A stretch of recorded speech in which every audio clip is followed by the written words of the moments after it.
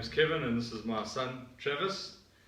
We have decided to do a small series on 50cc maintenance. The type of maintenance that anybody can do, that needs to be able to do if they're getting into 50cc motocross. You don't have to be a mechanic. We're not going deep into the motorcycle, but just general maintenance to make the bike last longer and perform better. So these are our bikes. Travis point out the Husky. This is Travis's first bike. It is a 2018 model Husky. We'll be doing some cleaning on that today. And behind that is his 2020 SX50, which is his race bike. So for today's video, we're going to be doing cleaning of the bike and the oil change on the 50cc.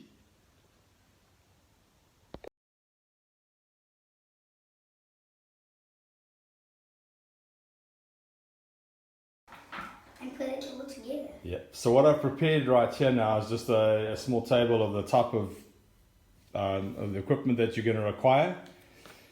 You'll need a plug for the exhaust, airbox cover, and a cloth. I'll show you what that's for. In terms of cleaners, you'll need some form of solvent, a degreaser, some kind of a bike wash. I'm a big fan of carb cleaners, and also some WD-40 or similar water displacement. You will need a fresh air filter, and I'll keep a whole lot prepared. Clean them all at once a week. Clean about 5 or 6. You will also need a funnel and a measuring device for the oil. I'll get to that later, but you can see in there we keep it pretty dust free and isolated from any dirt.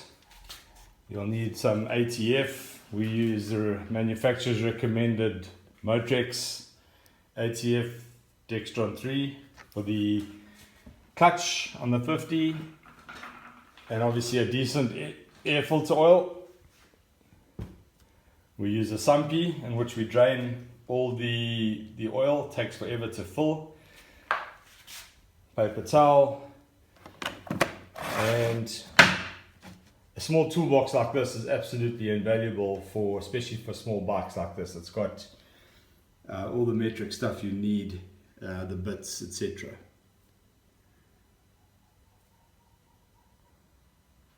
So I have this turned off at the moment. This is a floor standing fan with a basket attached, and this is extremely useful for drying things. I'll turn it on quickly. It's off because it's so noisy.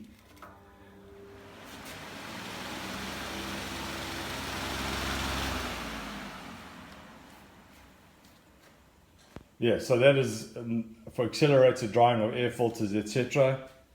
A small compressor, very, very useful with an air nozzle and a tire pressure thing. And last but not least, we have, what is that, Trav?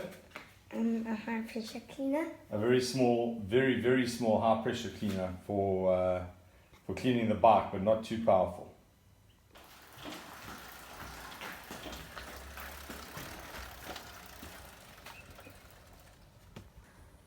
Great, so we're going to be washing the bike. First of all, we do some preparation. The first thing we do is remove the old air filter and make sure that no water gets into the airbox. Come closer. Point down here. At this. Can you see this? Yeah. So here's the air filter. You've got to be very careful here not to let any dirt fall into the airbox. So carefully remove this.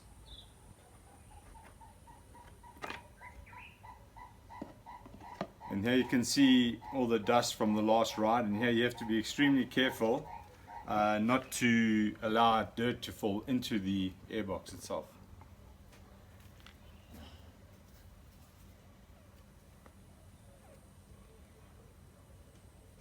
that. Travis, pass me the cloth and the thing, plastic. Thank you. So this is the airbox cover that you can buy from KTM. Don't, Trav, bang pumping. You stuff a cloth into the hole in case water gets past this, to make sure that no water gets through into the carburetor. So that takes care of that. Pass me the plug, exhaust plug, please. And this is an exhaust plug to make sure water doesn't go into the exhaust when you clean it. Screw it in nicely like that. So before we start rinsing the bike with water, there are certain places that need to be cleaned with solvents first, so that the water doesn't dilute them later. So Travis, please pass me the carburetor cleaner. We go through bottles of this stuff. So the bikes always get quite messy around their carburetors. Can you see that? Just bang a bit of that on it. A little bit in there. You can stay that side. Okay, come around there, please. Good to keep the carbs clean. Another place where the bikes display some requirement for this is the back fender, because the fuel, when it overflows, it goes through down onto the back fender like that. And then the exhaust area here, where sometimes a lot of carbon comes out. And that's about it for the carburetor cleaner. So the air filter holder also requires some treatment from the carb cleaner or a similar solvent. As you can see, it gets quite patchy. Travis is going to spray in your eyes, boy. And what this does is it gets rid of some of the dirty air filter oil, which is now sort of dissolving away, and we'll leave that one side for now. Okay, so now it's on. Stop it. Okay, before we clean, well, the first thing we're going to do is rinse with water before we use the high pressure cleaner, but I'm going to just use this as a pointer to show you which areas to avoid spraying water at, a lot of water at. The front of the bike, in there, you'll see there's wheel bearings. You can't really see them, but that's a wheel bearing area. Moving around this way. Here, head bearings. Don't need a lot of water. The controls, the kill button. Be careful with that. Now, especially here, the carburetor. If you look underneath the carb, you'll see that this whole thing is not very waterproof, so water can get into the carb if you high pressure clean it too much. This box we'll get to later. It always gets water in here, and that's where your stator lives, and it needs to be cleaned out periodically. The back of the bike, in there's also bearings. So if you sit here and spray high pressure water into the bearings, you're going to be replacing bearings a great deal. And then on this side, you need to be extremely careful of spraying too much water, even if you have a plug. You don't want any water in there, and limit the amount of high pressure water in this area, because you do definitely not require water to go into the airbox. So that's about it. I think we're going to proceed now with a simple rinse first. I haven't got the water on too much of a jet. We're just really trying to loosen the dirt off the bike before we give it a proper cleaning.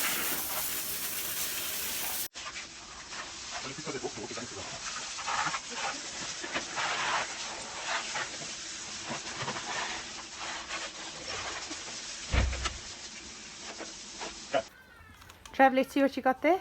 This one. It's a bike cleaner.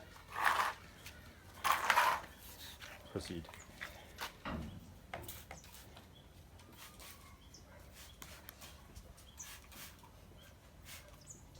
Travis is going to just give it a general spray over, and then he's going to concentrate on the engine parts and the exhaust.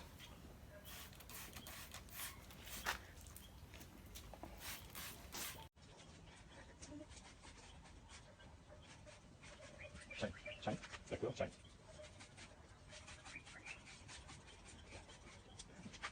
Underneath the engine. Underneath the engine.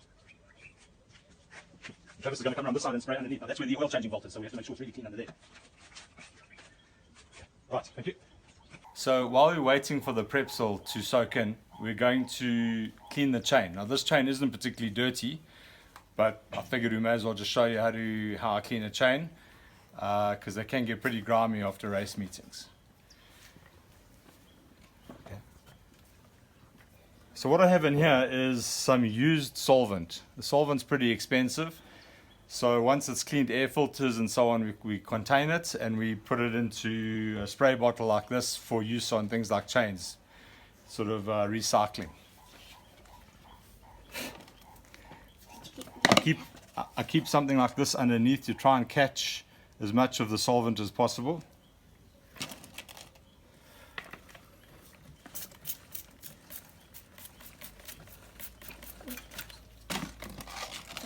Yes, you can turn it. Thank you. Faster.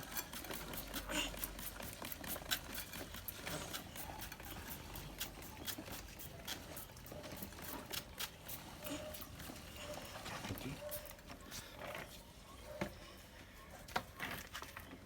Get a brush like this. This is an Oxford brush, chain cleaning brush. It's a little bit big for a little bike like this, but looks like this chain needs adjustment, so we will do that later as well.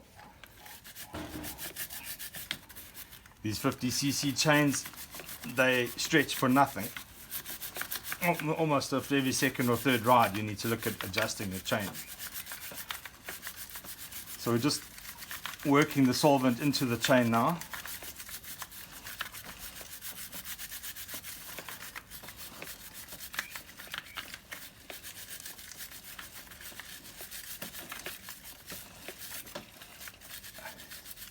It is water soluble, so it doesn't form grease everywhere, greasy marks.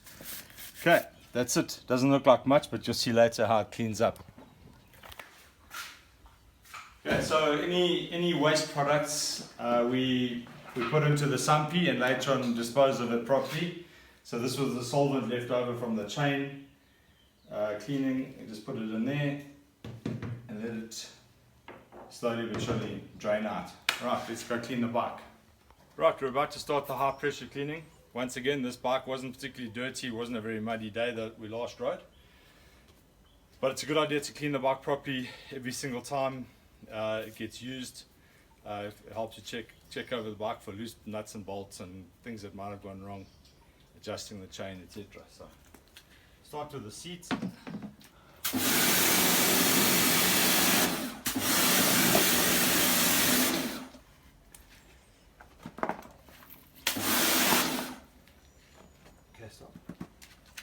Okay, now we're high pressure cleaning. I would suggest that the adult takes care of this because the kids tend to fixate on things like stickers and other weird things and not at the actual bike itself.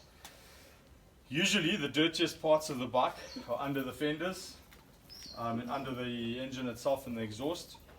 The radiators, if it's been very muddy, can get blocked up, and that's very important to keep them clear.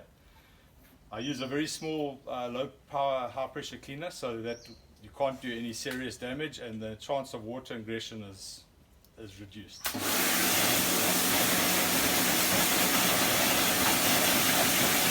You can see I'm going with quick swift movements like that, especially over the areas where I said are sensitive.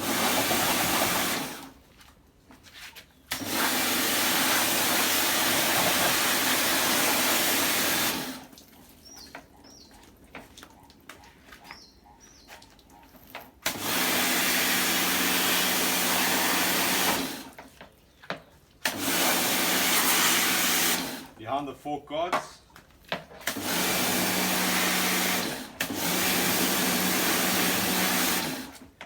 The tires are muddy, you can clean them too. I'll show you how.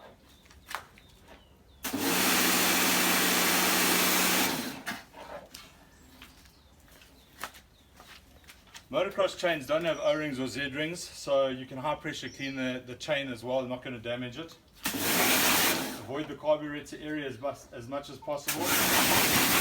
Quick once over. Travis, come turn the back wheel, please.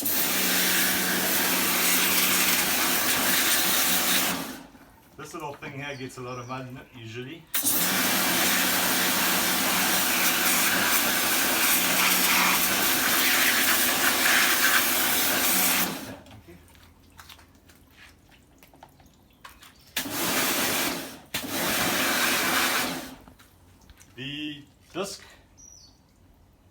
The disc brakes do often get a lot of mud in them, and you can't see it from this angle, but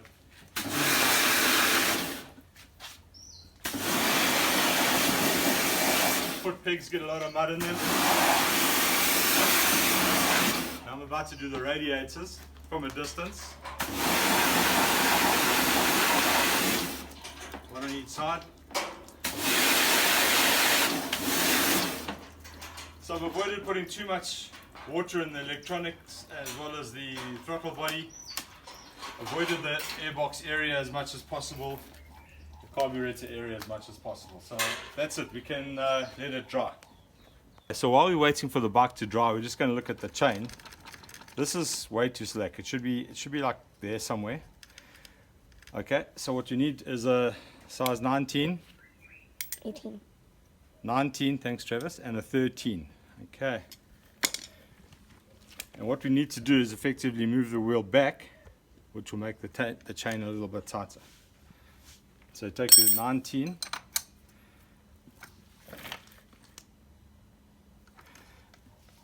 You loosen the axle nut.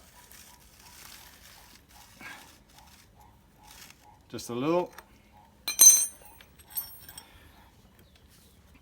And then when you tighten these in, pulls the wheel back. Got to try and keep both sides of the axle the same on the swing arm.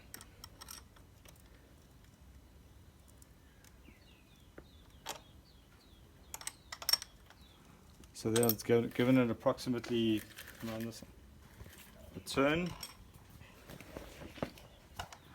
And if you look carefully, you might see the nut moving slightly back. Come around this side again. And you'll have seen with that slight adjustment that I've made, it's much better, far less loose. So what we do now, we tighten up the nut.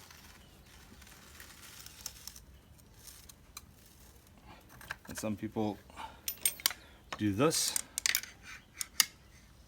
Puts good tension on the nut.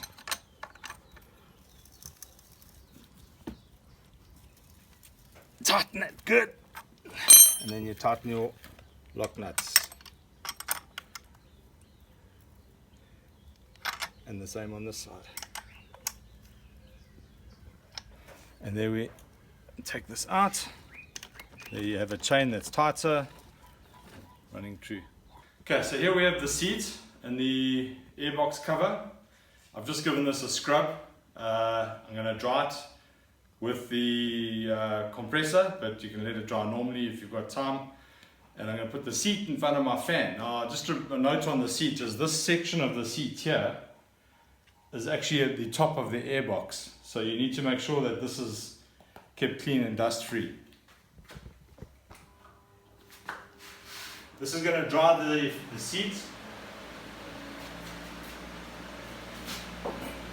Now I'm going to dry the airbox cover.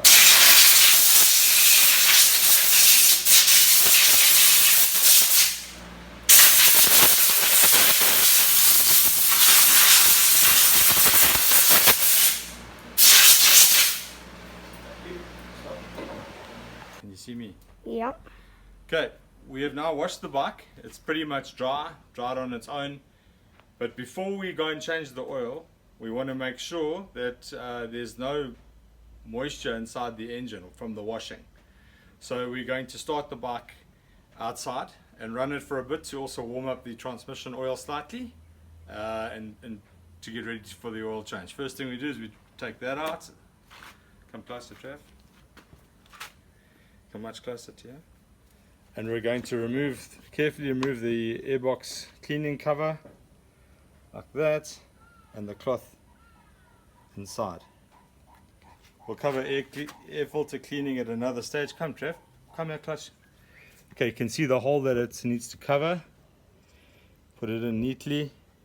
Make sure that it's seated properly. You take the airbox cover and clip it in very, very carefully like that. Okay, stop. Okay, thanks to my cameraman Travis for doing such a good job. We're now going to start the bike just to warm it up a bit before the oil change and to try and get any oil out of the water out of the engine that might have got in from the washing process. Takes about 2 or 3 minutes to warm up.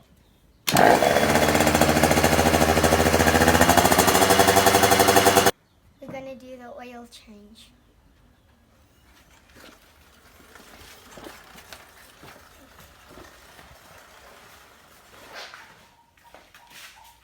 And you have to do an oil change on these bikes every 2 hours. Yeah.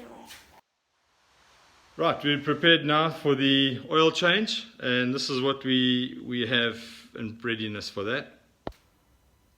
Paper towel, socket set for the 13, size 13. We have a sumpy underneath waiting for the oil.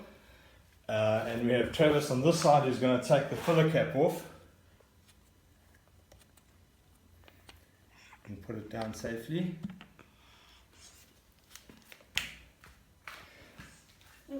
That's very important to do because sometimes you might get distracted and halfway through an oil change you might forget to put oil in.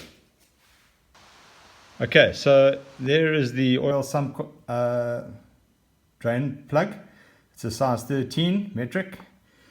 It doesn't have to be super tight because it's not holding anything in. So please don't over tighten it when you do retighten it.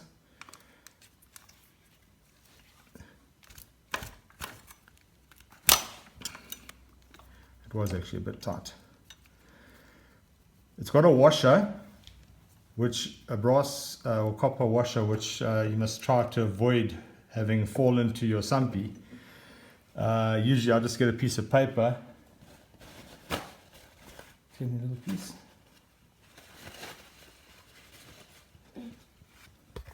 We put a little piece of paper over the sumpy hole, just in case the washer decides to fall in. Okay, so let's go.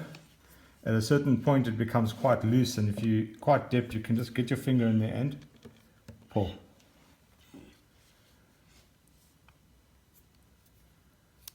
Shouldn't you take it out now? And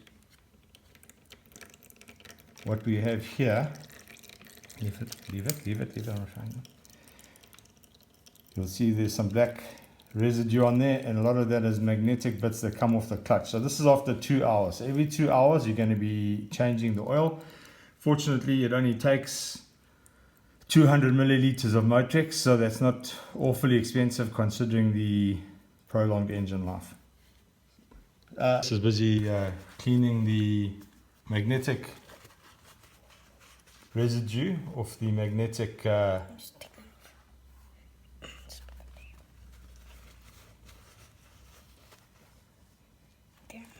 it's going to clean it some more than that.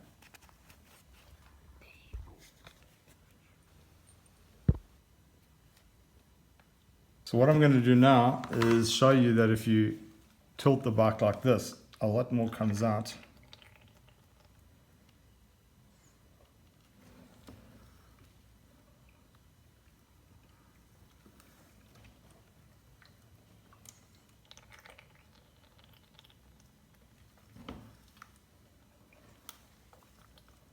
Okay, stop. Okay, so this happens a lot after every ride, so you get very, very used to it. What we're going to do is just block off the sumpy so that the bolt doesn't fall in there. We're pretty much done with that. And now we get the magnetic nut back in.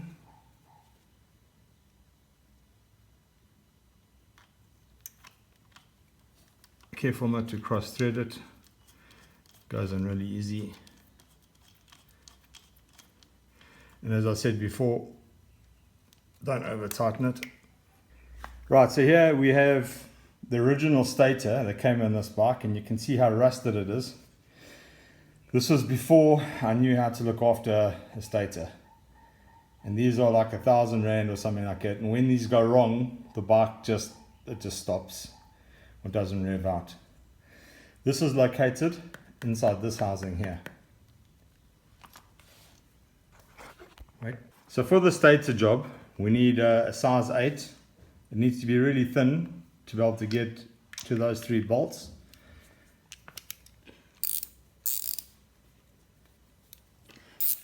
We also need carburettor cleaner and WD-40 water displacement 40, one of my favorites, and some compressed air ideally. Okay, so don't stop the video. Let's get those loose.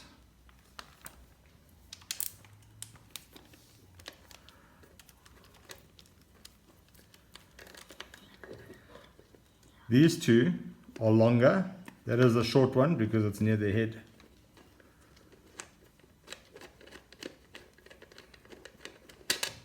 Dad, can I do one? Yeah, you can do the top one. Travis is going to help me with the top one.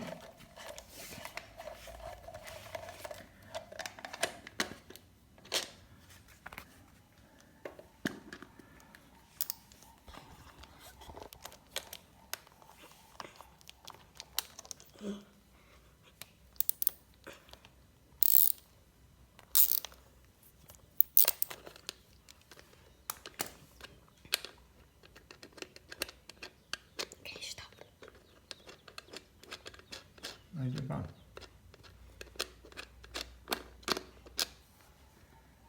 Okay. Okay, so the Stator just comes off, and this was cleaned just after the last ride, so it's not dirty at all, but normally a lot of grime sits down there, and this is where the rust can occur because water gets in through this little pipe here, and the seal on this thing is extremely inadequate, but not a problem if you just maintain it. So what we do is we get carb cleaner, give it a bit of a clean out like that, and this, we get some compressed air.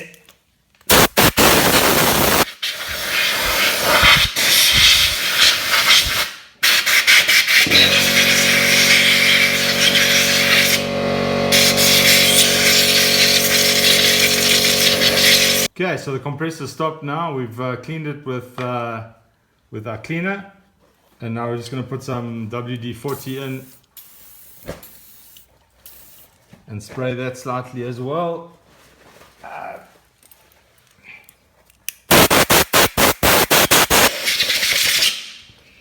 And we're good to go with no corrosion hopefully there for a while.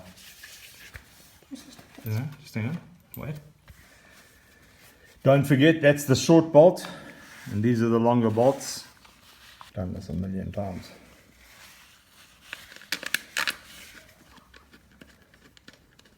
Now you see, we still haven't put the oil in, so that's why it's a good idea to have the oil filler cap off to remind you you still need to put your oil in.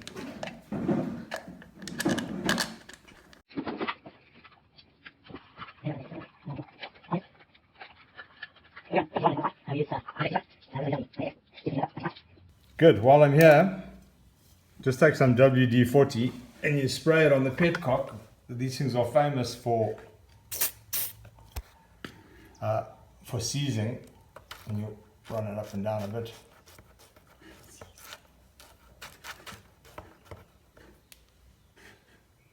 Cool, Travis is going to be showing us how to fill up the bike with oil, but I just want to show you our jug that we have here.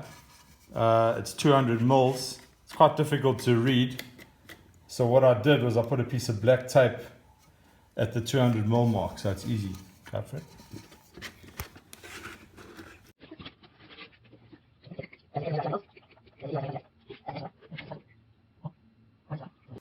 Right, we're going to put the oil in now. 200 milliliters, all they take.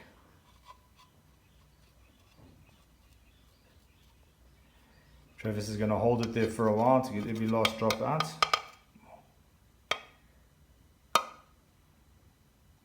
Okay. Goes in there. Show them where we store that, Trav. Goes into a dust-proof container. And it's used just for our Motrex for the 50s.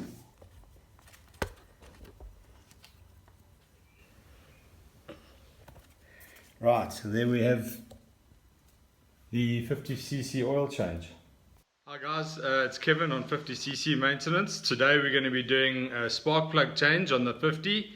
It's up to you, but recommended that you change a spark plug every 10 hours. So for that you need the following tools. So for some reason it seems to be a size 16 spanner, and this is the spark plug replacement that you will get from NGK. It is a LR8B, and you should carry a couple of them in your toolbox, especially when you go to the races. Thanks again to Travis for holding the camera. Here's our new plug. We're going to get the old one out first. It was very loose. It was not very tight at all. So first you have to pop the plastic top off.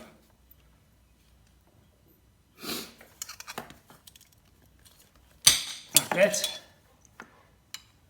Spark plug cover comes off. Get it out the way. Obviously you want to be doing this when the engine's cold. Come up slightly, Travis, so we can see it in there. Try and screw it. Easy. Helps to have little fingers. Another extremely good reason to have the bike clean before you do this is so that you don't pop dirt into the spark plug. Let's have a look at the old one. Thank you, Travis. Drop it down. So there's the old plug. Right, so we're just fitting the new spark plug right now.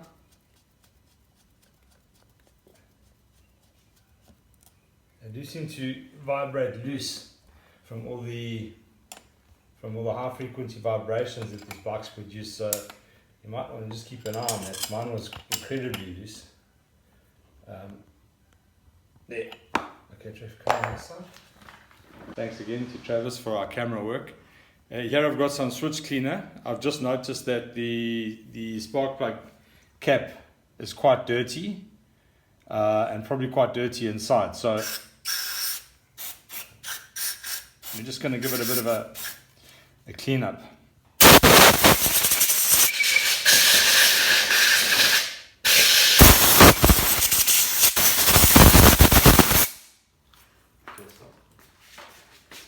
Let's just stop recording. Okay, so we're going to put the spark plug cap back on, and then after that show you a couple of lubrication, make sure it clips well, a couple of lubrication points on the bike that you need to do. Okay, here are a few places that you need to lubricate after cleaning. Just a bit of WD-40 on the foot pegs, on the kickstart, which are known to freeze up with grit. I've done the fuel tap already, and then it's just the other foot peg. So one of the tips that our coach taught us only after Travis lost his seat in the middle of practice, these buckles over here can come loose in a fall, and the next thing you know, the seat falls off in the middle of a race, exposing the air filter. So what we do, we get some good duct tape, and before a practice or a race, especially a race, put that across the seat like that, which minimizes the chance of that clip coming loose and the seat falling off in the middle of a race. Okay, so now we're going to do chain lubrication. Use whatever you like. I'll just use whatever I have available at the time to lube the chain. It's a bit tricky with the 50 because you've got to roll it on like that.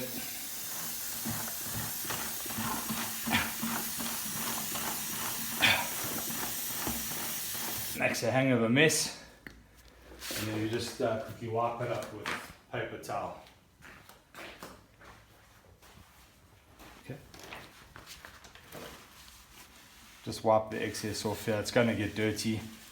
You're going to have to clean it properly after. At least the chain has got a good sounding good, nicely lubed up. Okay.